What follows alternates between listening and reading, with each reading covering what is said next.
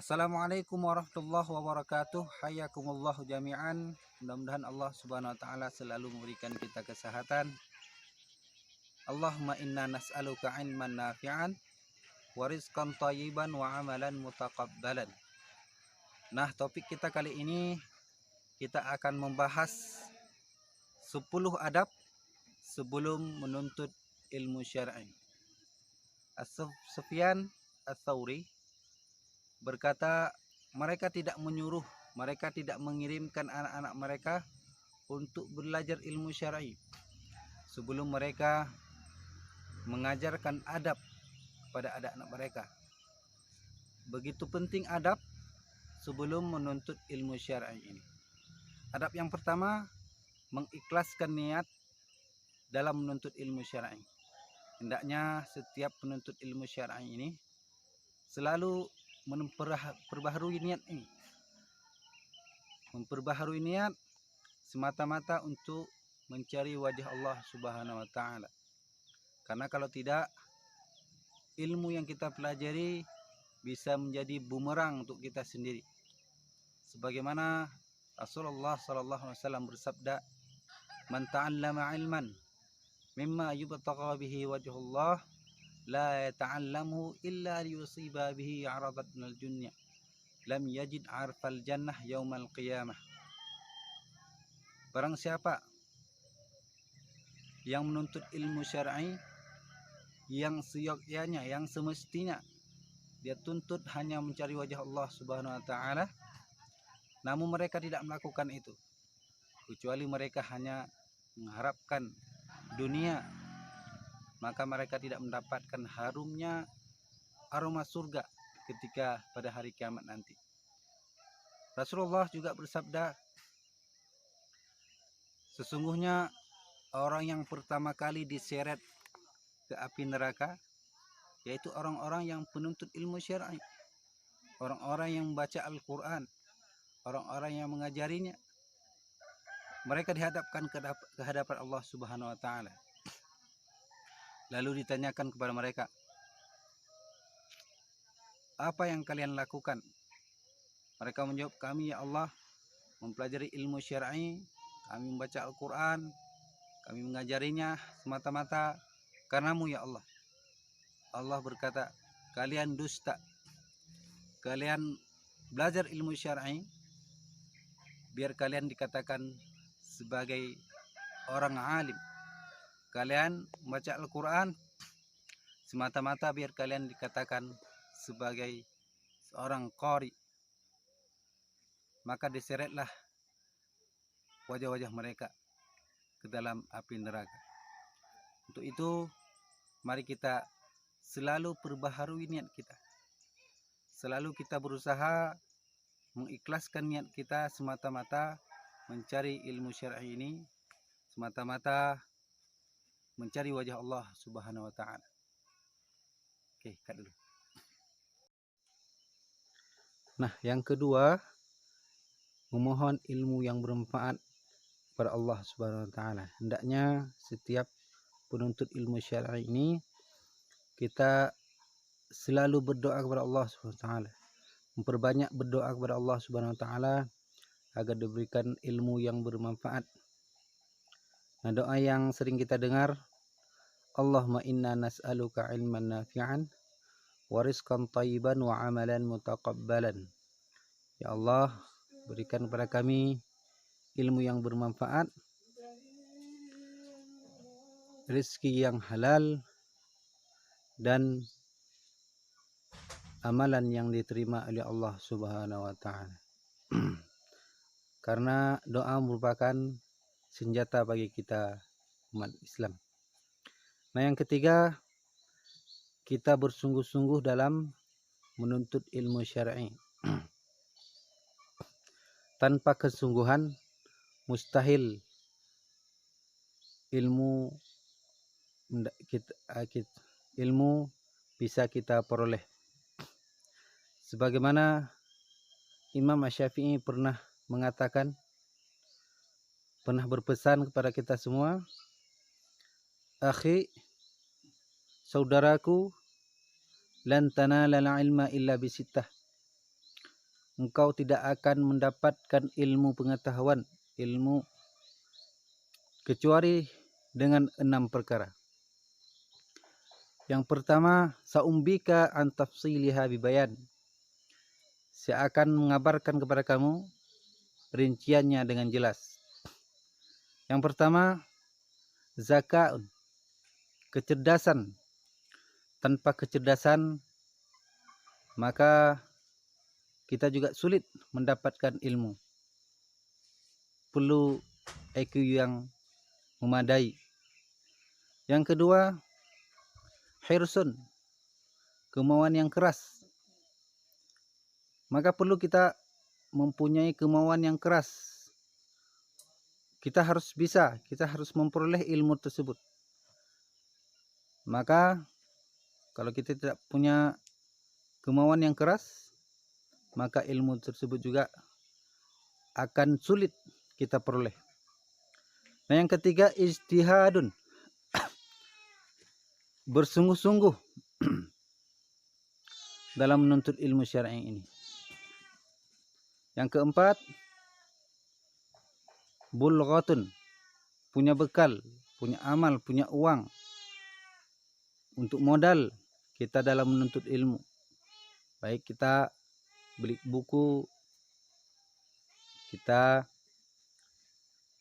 memberi upah guru, dan lain sebagainya. Butuh bulghah, yaitu harta. Yang kelima, suhbatul ustad, ada bimbingan dari guru atau ustadz kita yang membimbing kita supaya kita bisa memperoleh ilmu syar'i. Karena kalau tidak ada bimbingan, kalau kita mempelajari sendiri, bisa jadi ilmu yang kita pelajari ilmu-ilmu yang tidak bermanfaat. Nah, yang keenam, tuluz zaman, butuh waktu.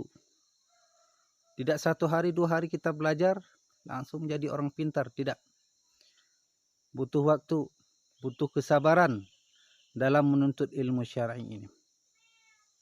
Nah, mudah-mudahan kita selalu bersungguh-sungguh dalam menuntut ilmu syar'i ini. Karena sebagaimana kata pepatah, la yustata'ul ilmu birahatil jasam. Kita tidak akan memperoleh ilmu dengan tubuh yang dimanjakan. Harus betul-betul bersungguh-sungguh dalam mencari ilmu ini. Nah, yang keempat, menjauhkan diri dari perbuatan dosa atau maksiat dan bertakwa kepada Allah Subhanahu wa taala. Sebagaimana Allah Subhanahu wa taala berfirman, "Wattaqullah wa yu'allimukumullah." Bertakwalah kepada Allah, Allah akan mengajari kalian.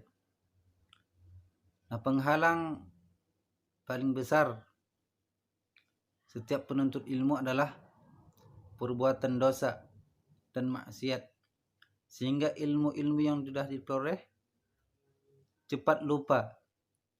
Sebagaimana Imam Syafi'i pernah mengeluh terhadap gurunya.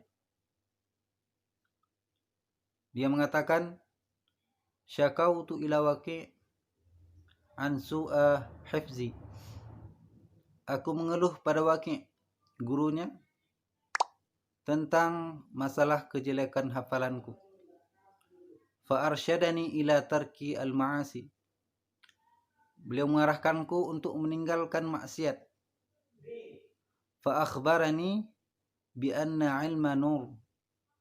Beliau mengabarkan kepadaku bahwa ilmu itu adalah cahaya.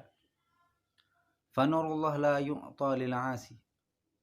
Dan cahaya Allah itu tidak akan diberikan kepada orang-orang yang pembuat dosa, pelaku maksiat. Oleh sebab itu, mari kita jauhkan perbuatan kita. Jauhkan perbuatan maksiat kita. kita berdoa kepada Allah supaya kita dijaga dalam melakukan perbuatan-perbuatan maksiat. Nah, yang kelima, tidak boleh sombong atau malu dalam menuntut ilmu syar'i. Nah, perkara yang paling menghalangi kita dalam menuntut ilmu syar'i adalah sombong atau merasa cuek, merasa mudah dengan ilmu tersebut. Maka ini juga jadi penghalang memperoleh ilmu yang bermanfaat. Juga rasa malu yang ada dalam diri kita, rasa malu bertanya, malu dalam menuntut ilmu, itu juga menjadi penghalang untuk memperoleh ilmu syar'i. Sebagaimana Aisyah radhiyallahu anha pernah berkata, sebaik-baik wanita adalah wanita Ansar. Rasa malu yang ada dalam diri mereka tidak menghalangi mereka untuk menuntut ilmu. Pernah suatu ketika Ummu Sulaim langsung bertanya kepada Rasulullah SAW, "Ya Rasulullah, sesungguhnya Allah tidak malu dalam kebenaran. Apakah seorang wanita wajib mandi?" Di sini mandi junub ketika bermimpi basah.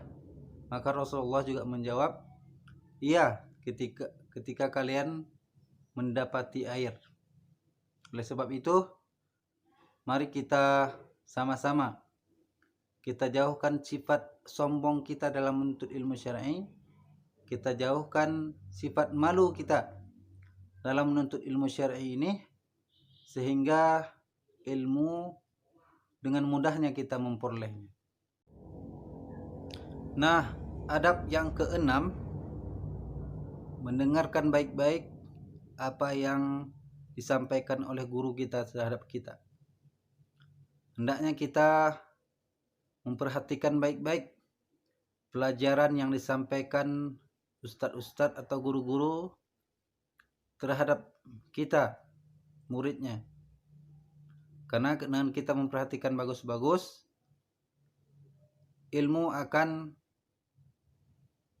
bagus juga tersampaikan kepada kita. Sebagaimana orang terdahulu, para ulama dahulu, contohnya Imam Az-Zahabi, mereka mengatakan dalam majelisnya, tidak ada satu orang pun yang meraut pensil, tidak ada satu orang pun yang berbicara seolah-olah mereka di atas kepala mereka ada burung, atau seolah-olah mereka sedang sholat. Begitulah mereka serius memperhatikan ilmu-ilmu yang disampaikan oleh guru-guru mereka. Nah, adapun yang ketujuh, diam ketika ilmu disampaikan, atau ketika ustadz atau guru kita menyampaikan ilmu kepada kita. Hendaknya setiap pelajar penuntut ilmu syar'i, ketika ilmu disampaikan, kita diam supaya ilmu yang disampaikan terdengar lebih jelas terhadap kita, juga terhadap kawan-kawan kita, tidak terganggu. Banyak di kalangan kita, ketika guru menyampaikan, kita asik ngomong di belakang, asik ngomong sama teman-temannya. Jadi teman kita juga terganggu, tidak bisa dia mendengar lebih jelas apa yang disampaikan oleh gurunya. Man kana yu'minu billahi wal akhir falyaqul khairan aw liyasmut. Barang siapa yang beriman kepada Allah Subhanahu wa taala dan hari akhir, hendaklah dia berkata yang bermanfaat, atau jika tidak lebih baik diam saja. Man somata naja. Barang siapa yang diam, maka dia akan selamat. kita juga beritahukan kepada teman-teman kita, ketika guru menyampaikan, kita hendaknya diam dan memperhatikan guru kita. Nah, yang ke-8, hendaknya kita berusaha memahami ilmu yang disampaikan oleh guru kita. Memang betul pemahaman kita berbeda-beda, tingkat IQ kita berbeda-beda. Ada yang cepat memahaminya, ada juga yang lambat memahaminya. Oleh sebab itu yang lambat terus berusaha biar cepat memahaminya. Kalau belum paham, kita coba tanya teman-teman kita yang udah paham. Tolong kita supaya mereka mengajari kita kembali agar kita lebih paham, sama-sama paham memahami ilmu yang disampaikan oleh gurunya. Sebab itu terus kita berdoa kepada Allah Subhanahu wa taala agar dimudahkan, agar diberikan cepat kita memahami ilmu agama. Nah, yang ke-9, kita menghafal apa yang disampaikan guru kepada kita, berusaha menghafal ilmu-ilmu tersebut. Rasulullah bersabda, mudah-mudahan Allah Subhanahu wa taala memberikan cahaya pada wajah-wajah yang menghafalkan ilmuku, yang memahami dan menyampaikan ilmu ini. Kita mudah-mudahan termasuk yang Allah berikan cahaya pada wajah-wajah kita. Sebab itu kita harus berusaha menghafalnya. Karena ilmu itu apa yang ada di hati kita atau yang ada di pikiran kita, bukan apa yang ada di buku kita. Al-ilmu fis sudur, laisa fis sutur. Ilmu itu apa yang ada di dalam hati kita, bukan apa yang ada di buku. Nah, yang ke-10, kita mengikat ilmu dengan tulisan. Rasulullah bersabda, qaidul ilm bil kitab. Ikatlah tulisan-tulisan kalian dengan tulisan, supaya ketika kita lupa ilmu yang disampaikan oleh guru kita tadi, bisa kita mengulang.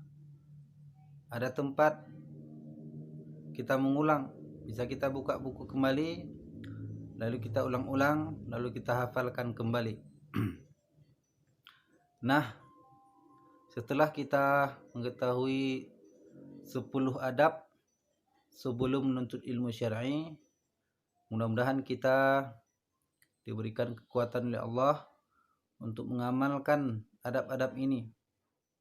Mudah-mudahan juga Allah Subhanahu wa taala memudahkan kita dalam memperoleh ilmu yang bermanfaat. Jazakumullahu khairan. Mudah-mudahan Allah membalas kebaikan kalian. Jangan lupa tonton video ini, like, subscribe, dan share ke teman-temannya sekalian. Jazakumullahu khairan. Assalamualaikum warahmatullahi wabarakatuh.